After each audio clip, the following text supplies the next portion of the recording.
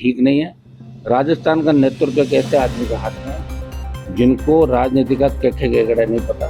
वो पहली बार विधायक बने और उनको मुख्यमंत्री बना दे, उनको पता ही नहीं दिन में क्या करना है, दोपहर में अपना चेंज कर देते हैं, शाम को बयान बदल देते हैं।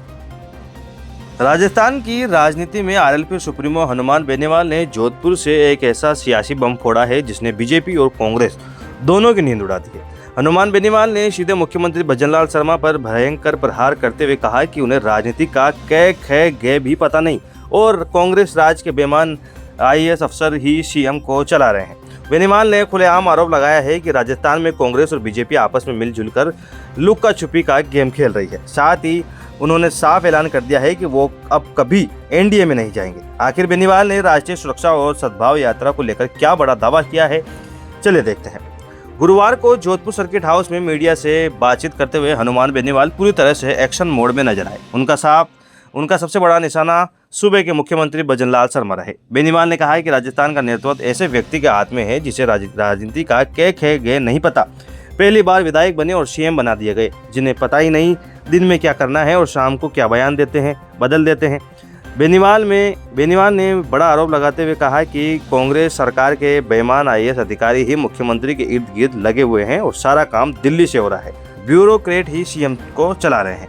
इसके बाद बेनीवाल ने विपक्ष को यानी कांग्रेस को भी अपने निशाने पर लिया। उन्होंने कहा कि राजस्थान में कांग्रेस बीजेपी के साथ मिलकर काम कर रही है और इनके नेता सीएम को टारगेट करने की बजाय सिर्फ मंत्रियों को टारगेट कर रहे हैं। बेनीवाल ने कहा कि जोधपुर पूर्व सीएम का इलाका है, लेकिन यहाँ कांग्रेस सड़क पर कहीं नजर नहीं आ रही। बेनीवाल ने आरोप लगाया है कि इसी मिलीभगत के कारण एसआई भर्ती, रीट परीक्षा, पेपर लीक, आरपीएससी और डकैत जगन गुर्जर मर्डर केस जैसे मामलों की सीबीआई जांच नहीं करवाई जा रही है। ठीक नहीं है। राजस्थान का नेतृत्व कैसे आदमी के हाथ में है जिनको राजनीति का केखे गेगड़ा नहीं पता और पहली बार विधायक बने और उनको मुख्यमंत्री बना दे, उनको पता ही नहीं दिन में क्या करना है, दोपहर में अपना चेंज कर देते हैं, शाम को बयान बदल देते हैं। तो राजस्थान बहुत कठिन दौर से गुजर रहा है।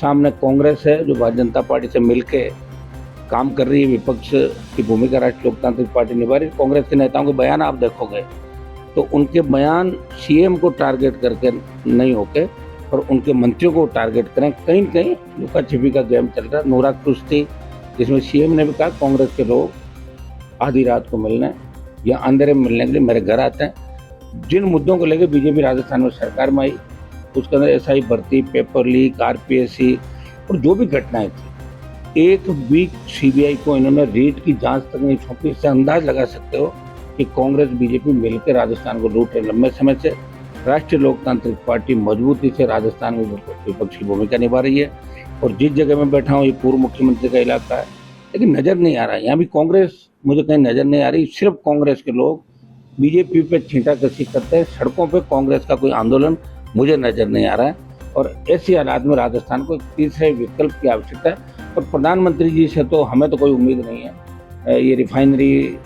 लंबे समय से पहले राजनीतिक बैंड चल चुकी थी। बहुत पहले रिफाइनरी अगर चालू हो जाती तो बहुत बड़ा रेवेन्यू राजस्थान सरकार को मिलता। उन्होंने डंके की चोट पर कहा कि राज्य में वास्तविक विपक्ष की भूमिका केवल उनकी पार्टी आरएलपी ही निभा रही है। बेनीवाल यही नहीं रुके। उन्होंने एक बेहद गंभीर मुद्दा उठाते हुए कहा कि राष्ट्रीय सुरक्षा के नाम पर जानबूझकर मंदिर और मस्जिद गिराए जा रहे हैं और सरकार टारगेट कर रही है। आज़ादी की लड़ाई हिंदू मुस्लिम ने मिलकर लड़ी थी, इसलिए इन सभी से मिलने के लिए वो जल्द ही एक सद्भाव यात्रा निकालेंगे। और जाते जाते उन्होंने बीजेपी से किसी भी गठबंधन की अटकलों पर हमेशा के लिए पूर्ण विराम लगाते हुए साफ कह दिया कि मैं अब कभी एनडीए में नहीं जाऊंगा। तो दोस्तों, हनुमान बेनीवाल ने एक ही तीर से बीजेपी, कांग्रेस, मुख्यमंत्री और ब्यूरोक्रेसी सबको छलनी कर दिया है। बेनीवाल के इन भयंकर आरोपों, बेईमान आईएएस वाले दावे और सद्भाव यात्रा के ऐलान पर आपकी अपनी क्या बेबाक राय है, कमेंट बॉक्स में जरूर बताइएगा। राजस्थान की हर खबर से अपडेट रहने के लिए सब्सक्राइब करें हमारा चैनल रॉयल पत्रिका। जय हिंद।